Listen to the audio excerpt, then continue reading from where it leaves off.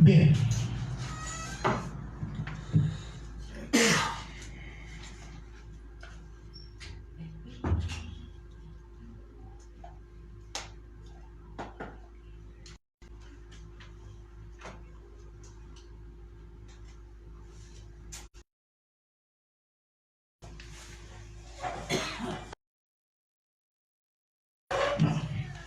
Seguimos en Mateo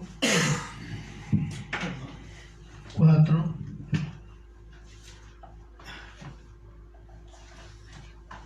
Estos son los accidentes de la directa.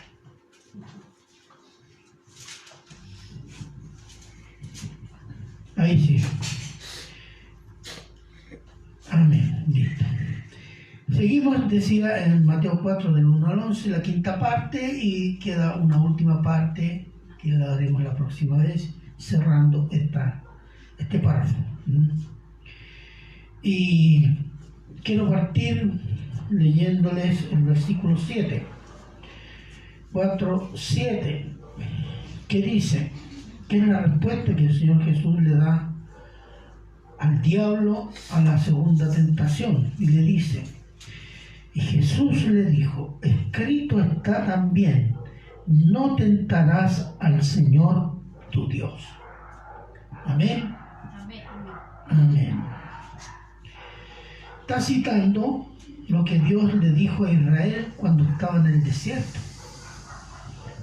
Y eso está en Deuteronomio 6:16. Vamos a ver eso. Deuteronomio 6:16.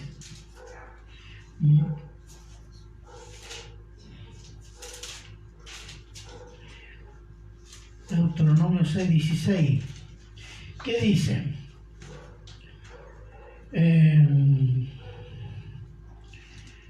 No tentaréis a Jehová vuestro Dios como lo tentasteis en Masá. Masá, ¿qué significa la palabra Masá? Prueba, tentación, probar, etc. ¿Qué sucedió allí? Veamos Éxodo 17. Éxodo 17.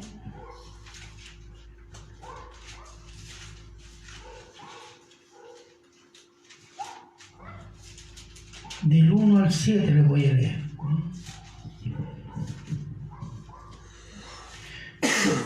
Dice así: toda la congregación de los hijos de Israel partió del desierto de Sin por sus jornadas conforme al mandamiento de Jehová, y acamparon en Redifín, y no había agua para que el pueblo bebiese. Y altercó el pueblo con Moisés, y dijeron: danos agua para que bebamos. Y Moisés les dijo: ¿por qué altercáis conmigo? ¿Por qué tentáis a Jehová? Así que el pueblo tuvo allí sed, y murmuró contra Moisés y dijo: ¿por qué nos hiciste subir de Egipto para matarnos de sed a nosotros, a nuestros hijos y a nuestros ganados? Entonces clamó Moisés a Jehová diciendo: ¿qué haré con este pueblo? De aquí a poco me apedrearán. Y Jehová dijo a Moisés: pasa adelante del pueblo y toma contigo de los ancianos de Israel, y toma también en tus manos tu vara con que golpeaste el río, y ve, he aquí que yo estaré delante de ti allí sobre la peña en Horeb, y golpearán la peña y saldrán de ella aguas, y beberá el pueblo. Y Moisés lo hizo así, en presencia de los ancianos de Israel, y llamó el nombre de aquel lugar Masá y Meriba, por la rencilla de los hijos de Israel, porque tentaron a Jehová diciendo: ¿está pues Jehová entre nosotros o no? ¿Se fijan? Meriba significa rencilla, que hubo una rencilla del pueblo contra Moisés y contra Dios. Y Masá, la prueba, el desafío o la tentación. Fíjese que en el versículo 3 dice: así que el pueblo tuvo allí sed y murmuró contra Moisés y dijo: ¿por qué no hiciste subir de Egipto para matarnos, desea a nosotros, a nuestros hijos y nuestros ganados. Están atribuyendo a Moisés malas intenciones y directamente a Dios. Porque ¿quién estaba guiando a Moisés? Dios. Y lo que está diciendo, Dios nos trajo aquí para matarnos. Nos vamos a morir todos, nuestros hijos, nuestros animales. ¿Cómo se llama eso? Ese tiene un aspecto de la tentación. Y en el versículo 7 hay una pregunta, se puede decir un poco irónica o sarcástica, y dice: ¿está pues Jehová entre nosotros o no? Es como una pregunta demandante, exigente. ¿Está Dios con nosotros o no? A ver, ¿cómo es esto que no sucede nada?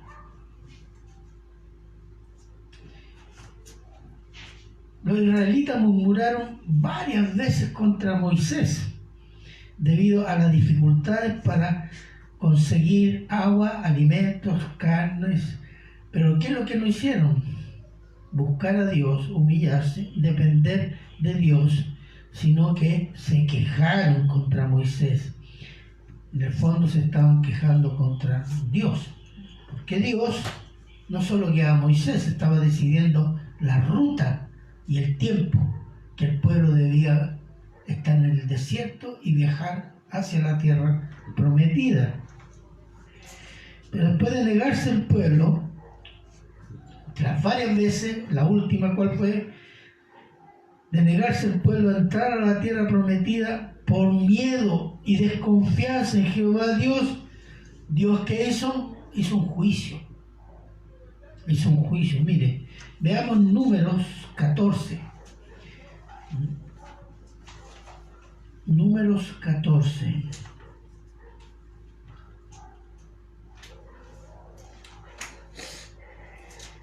Número 14, del 10 y 11. ¿Qué dijo Dios? Mire.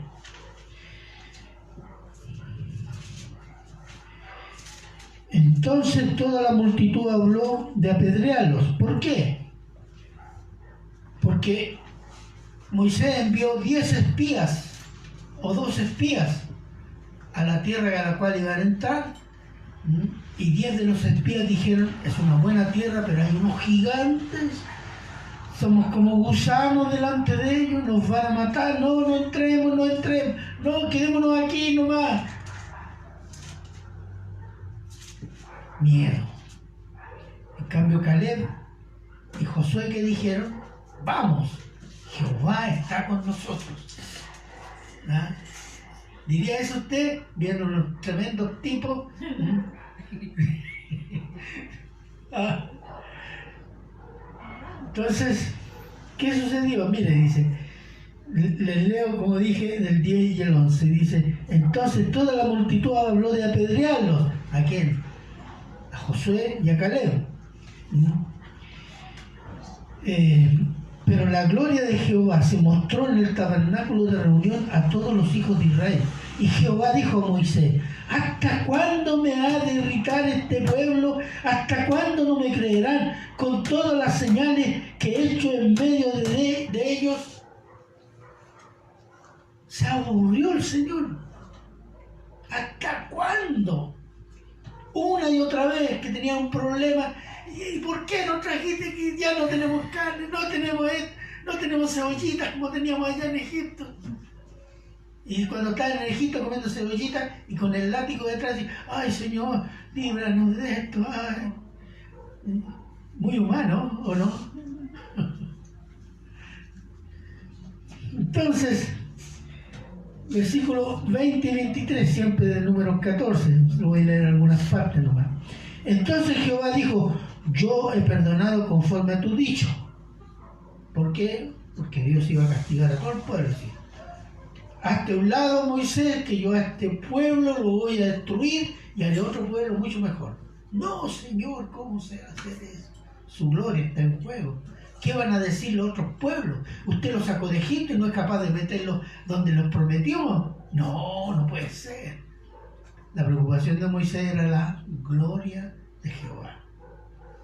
Y le dice, entonces Jehová dijo, yo lo he perdonado conforme a tu dicho, mas tan ciertamente como vivo yo y mi gloria llena toda la tierra, todos los que vieron mi gloria y mis señales que he hecho en Egipto y en el desierto y me han tentado ya 10 veces y no han oído mi voz, no verán la tierra de la cual juré a sus padres.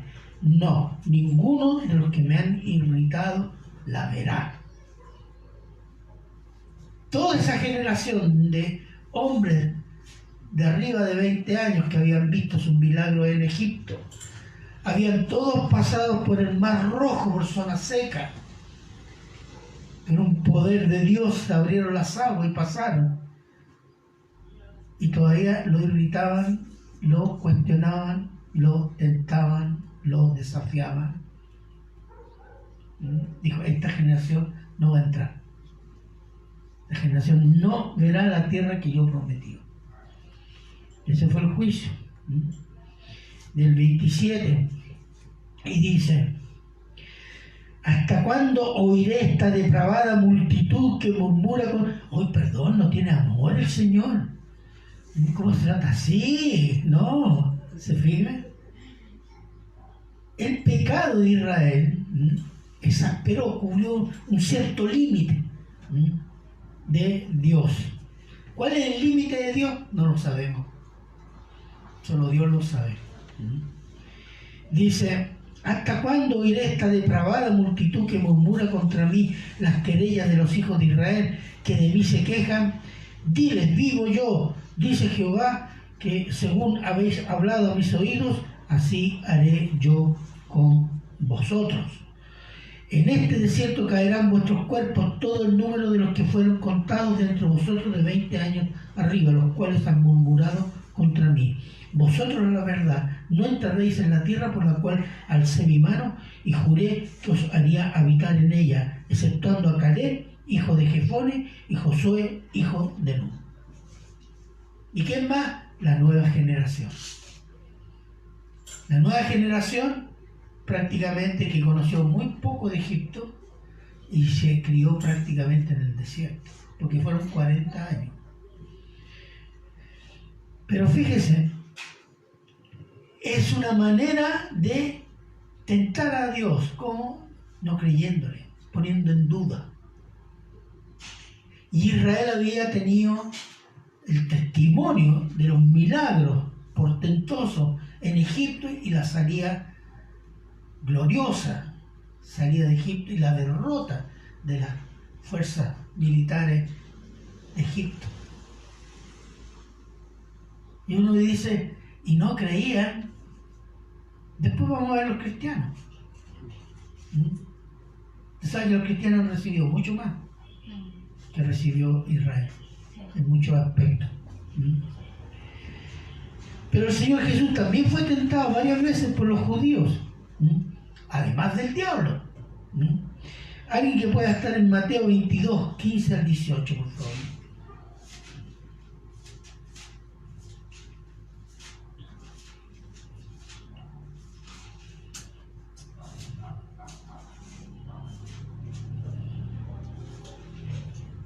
Amén. Diga. Entonces se fueron los fariseos y consultaron cómo sorprenderle en alguna palabra. Y le enviaron los discípulos de ellos con los herodianos, diciendo, Maestro, sabemos que eres amante de la verdad y que enseñas con verdad y camino de Dios, y que no te cuidas de nadie, porque no miras la apariencia de los hombres. Dinos pues, ¿qué te parece?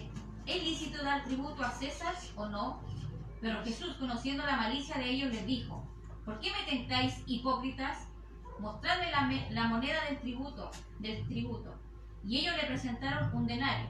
Entonces les dijo, era hasta el 18. No, está bien. Gracias, hermano. Está bien. Jesús vio la mala intención de la pregunta, pero es muy, como se lisonjera, eso va el lomo. ¿Tú qué eres, maestro? Y que no, tú dices la verdad. Tú eres santo. ¿Qué te parece a ti esto? Es satánico eso. Es satánico. No le han preguntado, tú que eres cristiano, explícame un poquito esto del pecado, porque somos todos pecadores, es lo que yo entiendo. Y entonces, ¿cómo es esto? Para ridiculizar, para poner en contradicción. Es un método satánico bastante habitual, desde aquel tiempo hasta hoy día. Por tanto, se puede tentar a Dios en varias maneras, hermano. Vamos a ver. El diablo tentó a Dios citando su palabra y omitiendo una parte de ella para hacerle pecar al Señor Jesús, para hacerlo desobedecer, creyendo que estaba obedeciendo la palabra, y haciendo un acto de su propia voluntad, desobedeciendo al Padre. Una pregunta: ¿cuántos predicadores citan versículos quitándole palabras o agregándoles para convencer a su audiencia a hacer algo, a decir algo, a pensar algo? Yo a veces escucho predicaciones de otros pastores y cuando leía esto dije, oh Dios mío, ¿qué cuenta van a dar ese hombre? Y da miedo que uno caiga también en eso, porque es muy fácil si no uno no se cuida. Entonces, convencer a esa audiencia a hacer algo, decir algo que Dios no ha mandado. Muchos usan esto para que la gente dé dinero. Y citan Malaquías: maldito, le está robando a Jehová, y da la plata, da, y aquí, pone aquí, pone aquí. Esa es una forma. ¿Qué más? Para que no critiquen al pastor. No toquéis al ungido, dice la Biblia, no me critiquen. Y si yo soy ungido, toda mi familia es ungida. No tocarlo. Para que no se vayan de la iglesia. Si te vas de la iglesia, vas a perder la bendición y la salvación.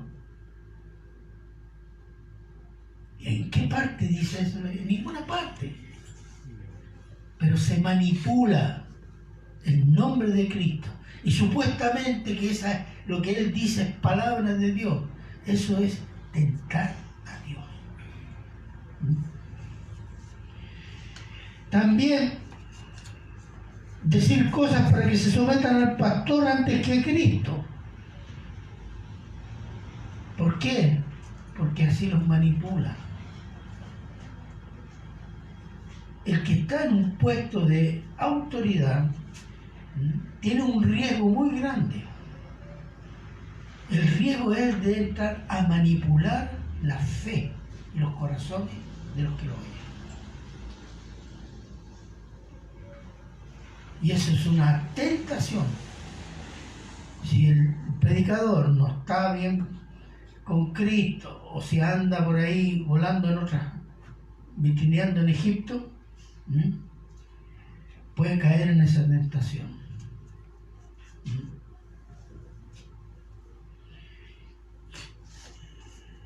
¿Y qué es lo que hace esta manipulación? Que la gente confíe más en el pastor que en Cristo, hermano. Yo he visto eso por hermanos que llegan acá o que han llegado a Recoleta, pastores que exigen fe, confianza en ellos más que en Cristo.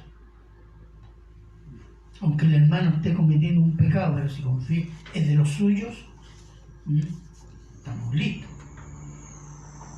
Acuérdense del pastor Durán. Tenía una cofradía de gente que le daba el sueldo a él. Pero eran fieles, ¿por qué? Porque los tenían comprados. Pero él decía que tenía el llamado de pastor. En fin, por desgracia, es muy común. Existe mucho. La otra forma de tentar a Dios es la que conocemos todos, hermanos, la quejanza. Israel, ¿cómo se quejaba, señores? Y a veces los cristianos también. En vez de alabanza, gratitud, quejabanza. Señor, ¿por qué esto? ¿Por qué estoy mal? Mira, Señor, la situación, Señor, sácame de esto, ayúdame de esto otro. Pero no dan nunca gracias. No voy a ir a la iglesia porque estoy mal, el Señor no me está oyendo. Como si estamos castigando al Señor por eso. ¿O no? ¿Se fija? Eso también es tentar a Dios. ¿Por qué? Porque estamos dudando. Dios está equivocado. Dios no me está oyendo. Dios no está entendiendo. Eso es lo que le estamos diciendo con eso. Olvidamos que estábamos condenados a muerte eterna, donde el fuego no se apaga y el gusano no se muere. Se nos olvida eso, que allá íbamos. Se nos olvida que por la fe en Cristo tenemos vida eterna en la gloria de Cristo y del Padre, sin sufrir nunca más el pecado y sus consecuencias. Se nos olvida eso. Se nos olvida que la fidelidad de Cristo nos dará lo que necesitemos para vivir y nos dará todo para santificarnos. Todo eso se nos olvida. Por tanto, quejarnos contra Dios y los hermanos es acusar a Dios de equivocación, de que no está entendiendo, de no oír. Eso significa la queja, es dudar que Dios es Dios.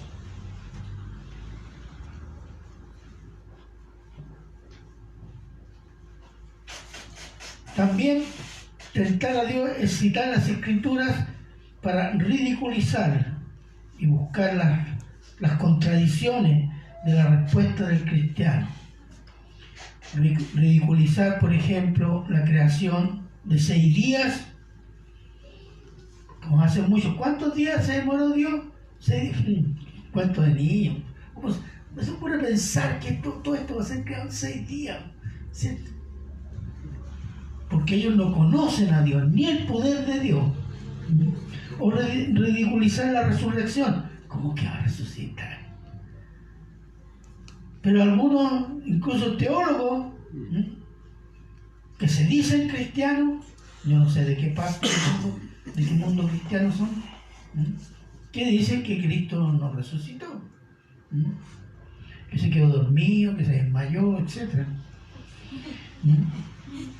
Y oponen los argumentos científicos, porque la ciencia es eso, la ciencia humana, como si la ciencia humana estuviera por sobre de Dios.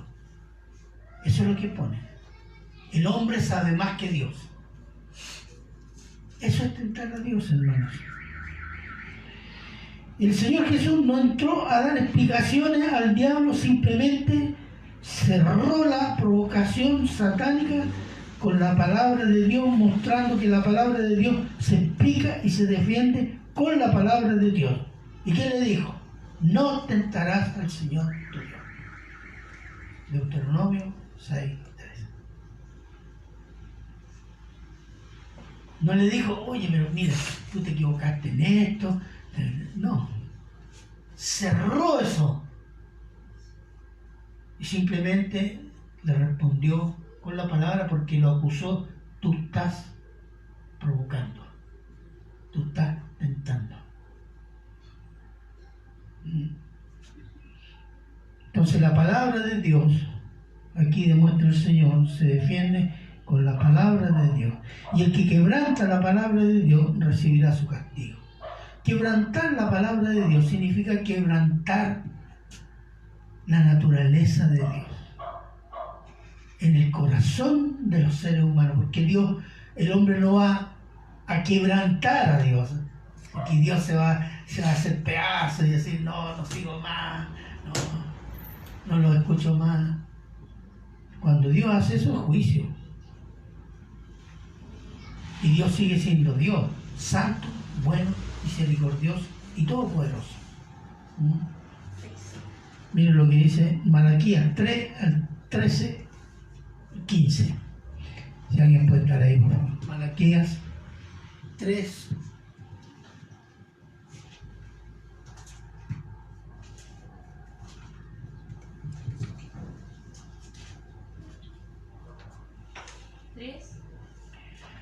Versículo 13 al 15. Vuestras palabras contra mí han sido violentas, dice Jehová, y dijisteis, ¿qué hemos hablado contra ti? Habéis dicho, por demás es servir a Dios. ¿Qué aprovecha que guardemos su ley y que andemos afligidos en presencia de Jehová de los ejércitos? Decimos pues ahora, bienaventurados son los soberbios y los que hacen impiedad, no solo son prosperados, sino que tentaron a Dios y escaparon. Fíjense la primera parte. Ustedes dirigieron contra mí palabras violentas. ¿Y qué dicen ellos? ¿Qué palabras violentas? ¿Qué hemos dicho además de ti? ¿Cuándo? Y ustedes dijeron esto. Él lo considera eso palabras violentas. Agresiones contra Dios. Y está hablando a sacerdotes. Son los sacerdotes. Son levitas. Son los hombres que tienen que estar en el templo sirviendo al Señor. Como ejemplo y como enseñanza al pueblo. Entonces a veces las quejas, el tentar a Dios es un acto de violencia contra Dios. Y Dios lo siente así. Y como perseveró Israel en tentar a Dios, al final hubo un juicio. Y a veces los cristianos reciben castigo, se llama disciplina, para que cambien su actitud y puedan reconocer que el Señor es Señor y es Señor de su vida en todos los aspectos. Versículos 8 y 9, Mateo 4 estoy. Y dice: otra vez llevó el diablo a un monte muy alto y le mostró todos los reinos del mundo y la gloria de ellos. Y le dijo: todo esto te daré si postrado me adorares. Ay, ay, ay. Bueno, la primera tentación está relacionada con los deseos de la carne. Y es para llevar al Señor Jesús a usar su poder divino para no sufrir como hombre. Y esto es, ¿cómo se dice? Es una, si lo hubiera hecho, habría sido una falla personal, como hijo de Dios, enviado a Israel. Y ese en ese sentido es personal. La segunda tentación, que era tírate de lo más alto del templo al precipicio, la segunda tentación está relacionada con la vanagloria de la vida, la vanagloria espiritual, que es carnal, sin honrar a Dios, obedeciendo su palabra. Es faltar en cumplir las promesas a Israel, y en ese sentido tiene carácter nacional. Y la tercera tentación, que es la que acabamos de mencionar, está relacionada con los deseos de los ojos. ¿Qué dijo? Le mostró los reinos de la tierra. La palabra mostrar en griego es una palabra que muestra, como decir, les pasó una película, como que le dio una visión de todos los reinos de la tierra. Porque este pasaje, entre paréntesis, es usado por los terraplanistas, que dicen que el diablo llevó, tome nota, el diablo tomó a Jesús y lo puso en un monte, como lo puso en el pináculo. El Señor Jesús se está dejando llevar. Entonces, un monte, entonces, ¿cómo podía haber todos los reinos si el mundo no fuera plano? Tiene que ser plano. Ahí pudo ver todo. Pero bueno, dejémoslo hasta ahí. Entonces, los deseos de los ojos, deslumbrados por el poder y la gloria, y eso, cuando usted le muestran, mira, pasan los gobernantes con sus vestimentas, sus guardias, todo el mundo con banderitas, celebrándolo. Y ellos pasan, saludando como si fueran semidioses. ¿A qué apela eso? Esa es la gloria de ellos. El deseo humano de dominio, ser realmente importante, ser relevante y ser servido. Esa es la gloria de la autoridad del mundo. ¿Se ha fijado? ¿Cuál de los presidentes o los que gobiernan son humildes? Ninguno. Ellos andan golpeando las mesas. Cuando se encuentran con uno más fuerte, ahí sí. Ahí se ponen humildes. Entonces, ¿quién cayó en esta tentación? ¿Se acuerdan? Eva. Eva cayó en esta tentación. Veamos Génesis 3:6. Si alguien puede leerlo, por favor.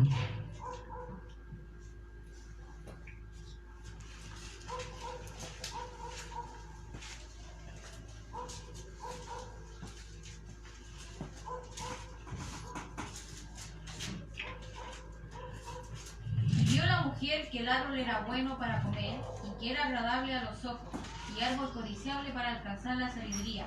Y tomó de su fruto y comió, y dio también a su marido, el cual comió así como ella. Lea la primera parte. Y vio la mujer que el árbol era bueno para comer, y que era agradable a los ojos, y árbol codiciable para alcanzar la sabiduría. Ahí están las tres tentaciones. Es hermoso. Por lo tanto, tiene que ser bueno, y más encima me va a dar sabiduría.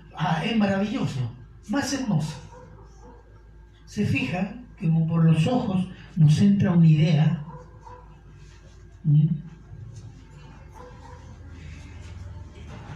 Gracias hermano.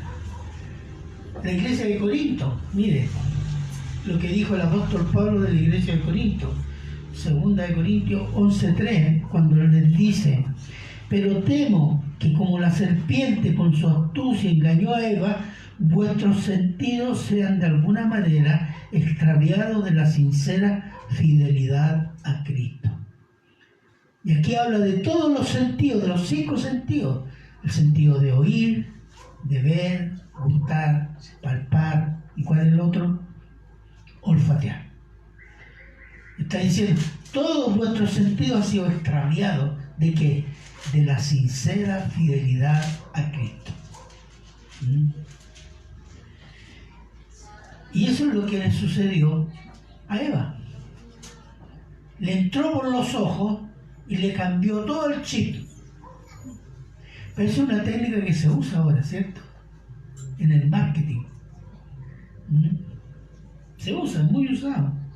Presenta un producto en un envase hermoso, sobre todo los perfumes, o la comida, un envase apetitoso, un envase hermoso. Y después, que evoca que es bueno, y lo hace acompañado con palabras: con este perfume todos los hombres caerán a tus pies. ¿No? Y aparece una pizza humeante, rica, y el tipo se la mete en la boca y suena este sabor, pizza tanto, es el único sabor. Va, cómpralo inmediatamente, te estás perdiendo algo. El oído, el gusto. ¿Se fija? El diablo usa eso. Cuando te dice, cuando le dijo, no morirán. No, en serio, no van a morir. Claro, no murieron, pero cayeron de la gracia del Señor y entró el pecado y la muerte, el sufrimiento, etc. Y todo lo que vive la raza humana. Entonces, Y otra forma, que en el plano de la idea, también. En el plano de la idea, por ejemplo, se presentan con palabras que evocan beneficios. Voy a dar un ejemplo. Salud reproductiva de la mujer. Bueno, ¿quién se va a negar? Salud reproductiva. Sí, salud para reproducir, para embarazarse. No, no está hablando de eso. Salud igual a aborto. De eso está hablando. La política de salud reproductiva de la mujer es aborto total.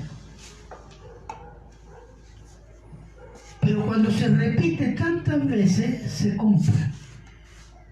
Salud igual a aborto. Un frasco bonito, un envoltorio bonito, calidad, bueno. Palabras suaves, bondad. Porque a veces hasta la maldad se dice con palabras suaves. Entonces nuestros sentidos se extravían. Asimilamos una cosa por otra. Y esto es muy usado, hermano. Cuando nosotros no escuchamos y no leemos y no entendemos con precisión las escrituras, nosotros podemos ser engañados. Cuando un predicador dice, y dice el Señor, es bíblico, citó la Biblia, pero todo lo demás que predica son puras mentiras, hemos comprado la primera parte y hemos comprado todo el resto. ¿Por qué? Porque nuestro sentido se quedó con la primera parte. Y no hubo discernimiento. Esa es una de las formas de provocar a Dios. Entonces algo malo se presenta cambiando las palabras y los sentidos se extravían. ¿Por qué? Porque se pone acento en nuestros deseos carnales, nuestro orgullo y, perdón hermano, nuestra ignorancia. El diablo juega con esas tres cosas. El marketing también. Y los ideólogos que quieren proponer ideas que la gente expuesta normalmente la rechazaría, te ponen palabras suaves, palabras bonitas, para venderte veneno, haciendo que la maldad sea primero normal y después se la considere buena. Si usted se fija en estos esquemas, entonces quiere decir hay un mundo provocando y tentando a Dios y a Jesucristo en el mundo y en la iglesia. Y alguien me dice, ¿por qué Dios está enojado? ¿Por qué Dios tiene que hacer juicio? Si alguien entendiera la escritura y todas las porquerías que se dicen, diría, yo digo, Señor es misericordioso, porque a pesar de eso todavía no hace juicio. El otro aspecto de la tentación es el carácter de esta tentación, es el carácter universal de Cristo como Rey de las Naciones. Por eso es una tentación que atenta al carácter universal de Cristo. ¿Por qué? Salmo 2, 6, 8, por favor. Si alguien puede estar ahí.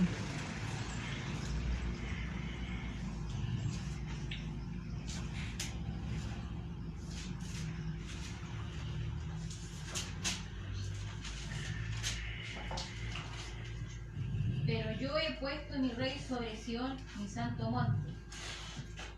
Yo publicaré el decreto que os he dicho. Mi hijo eres tú, yo te engendré hoy. Pídeme y te daré por herencia a las naciones, y como posesión tuya los confines de la tierra. Esa es la promesa que el Padre hace al Mesías.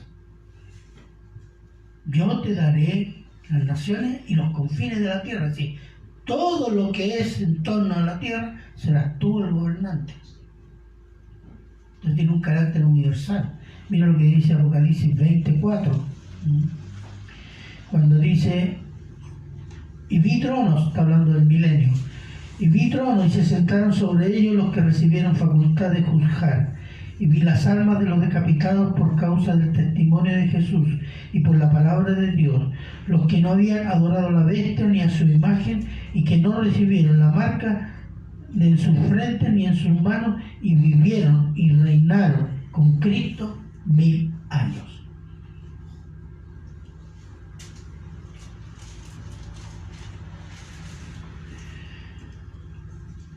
¿Por qué? Fíjese que el diablo es diablo, pero no es tonto. Incluso no es tonto, es astuto. Y no solo eso, él conoce el plan de Dios y conoce la teología de los hombres. Miren, antes del reino y la gloria de Cristo tiene que haber cruz y juicio. Tiene que haber cruz y juicio. Sin cruz, el reino va a ser solo del pecado y la muerte. ¿Sí? No hay otra cosa. Porque el pecado y la muerte son el cetro de autoridad del diablo. Entonces, el que está gobernando la tierra tiene que ser vencido para que haya reino. Y para que haya reino tiene que haber cruz, victoria sobre el rey de este mundo y posteriormente juicio, limpieza, purificación. Entonces, pero si hay cruz, hay derrota del pecado y de la muerte. Por tanto, el vencedor, que es Cristo, tiene todo el derecho, autoridad y poder para hacer juicio al mundo y vencer al diablo, sacándolo definitivamente del rol de Dios de este mundo e instaurar el milenio de Cristo para la gloria de Dios Padre. Y el diablo sabe eso. Entonces, ¿qué le dice? Yo te ofrezco el reino. No vayas a la cruz.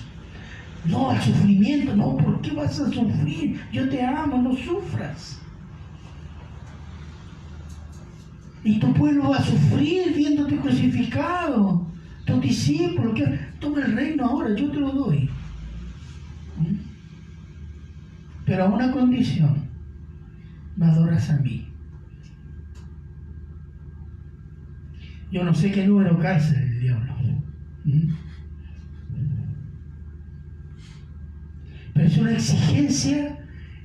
Él está reivindicando y es su aspiración, ser adorado como Dios. Él hace todo esto porque él piensa que él tiene el derecho a ser adorado como Dios. Mira lo que dice Isaías 14, 13-14.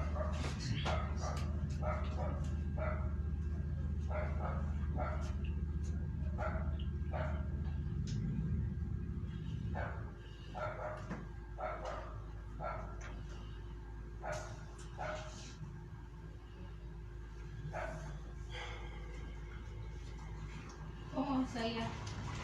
Isaías 14, versículos 13 y 14.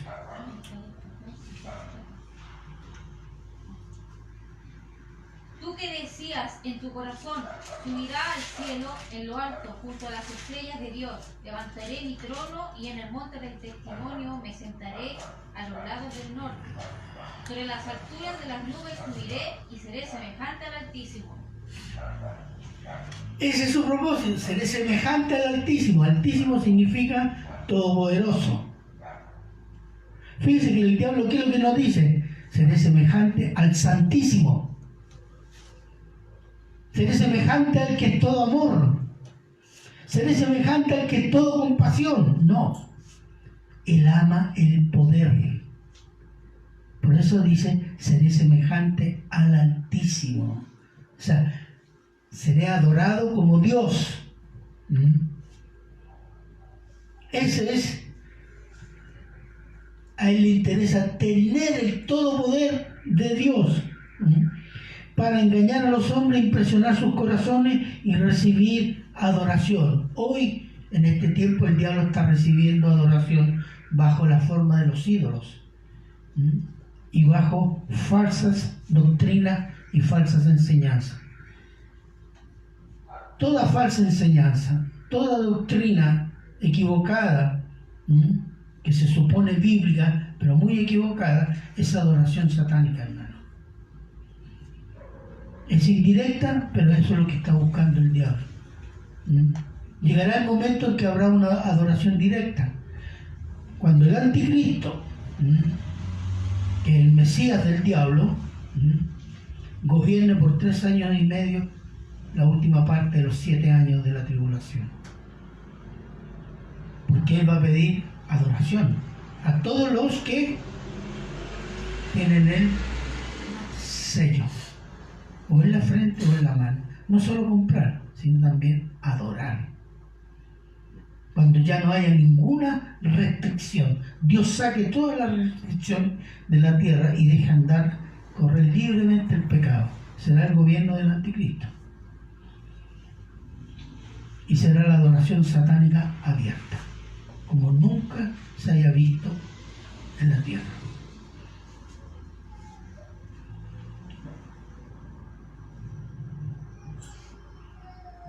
Entonces, toda doctrina falsa está construida en el poder y no en la santidad. Esa es otra característica. Cuando decimos que esto es bíblico, pero no habla de santidad, la obvia, la echa a un lado, pero habla mucho del poder, eso es provocar a Dios. Y se está haciendo, en nombre de Dios, adoración satánica. Y en el mejor de los casos, cuando hablan de santidad, pero se refieren a que si no venís con corbata, si no tenéis vestido largo, si no te arrodilláis, si no cantáis de esta manera, si no hacéis esto, si no hacéis esto otro, no es santo. Mandamientos de hombre puestos a nivel de mandamientos santos de Dios. Entonces,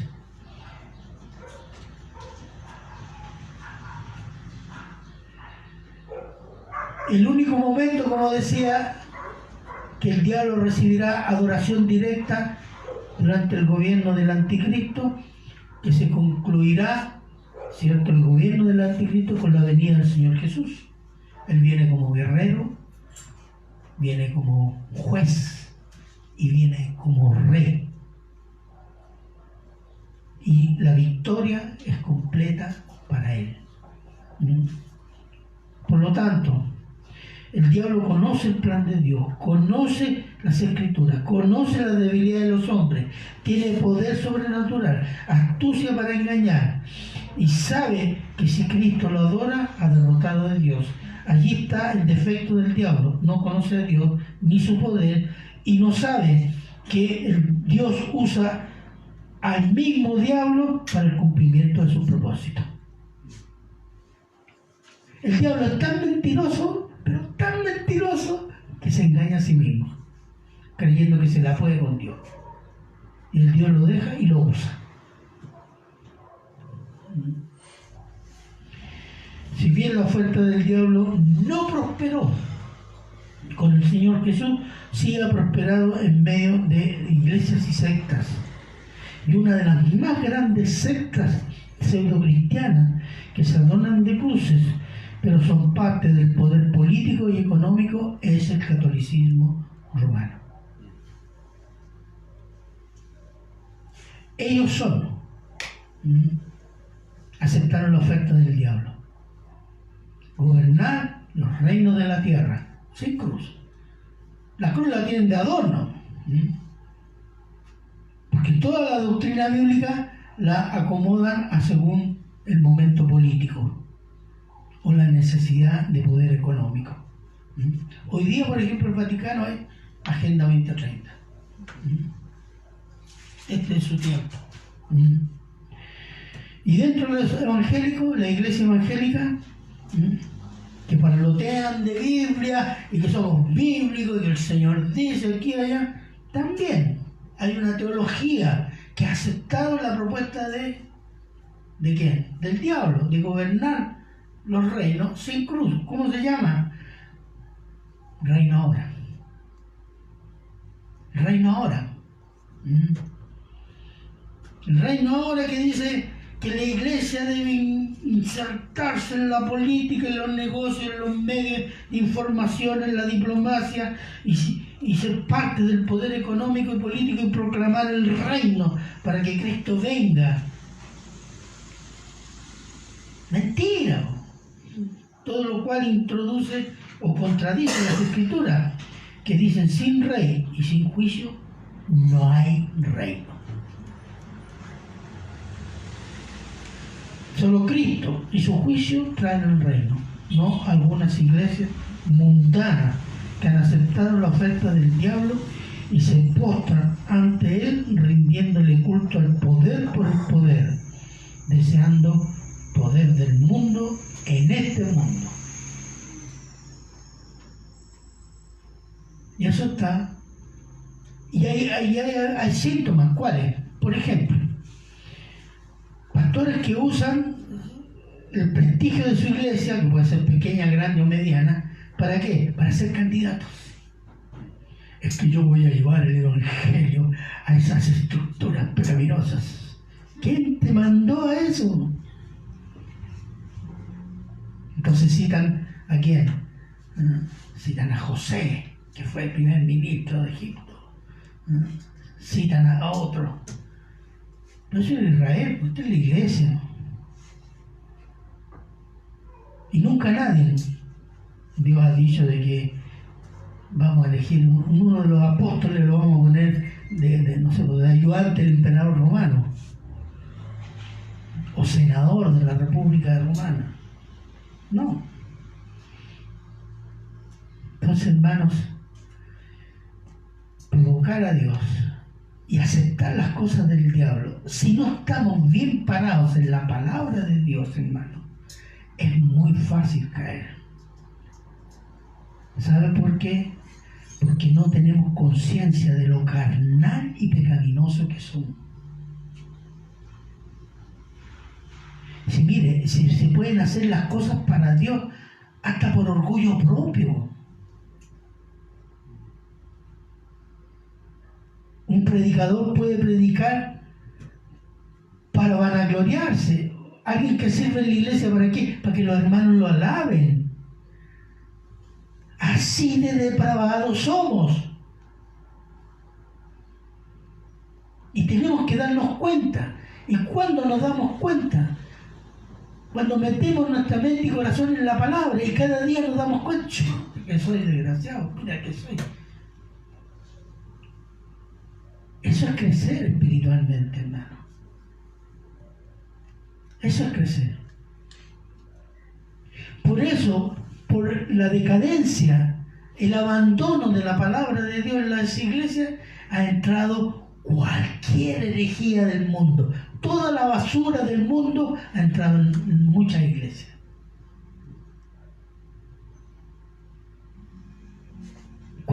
Piensa en cualquier porquería del mundo, está dentro de la iglesia, está. ¿Por qué? Porque se ha abandonado la palabra de Dios. Se ha abandonado por doctrina, por centrarse en el hombre, por tener iglesias grandes, por tener dinero, por ser relevante, por ser importante, políticamente, socialmente, para que nos tomen en cuenta en las universidades, etc. No, si nos van a odiar igual.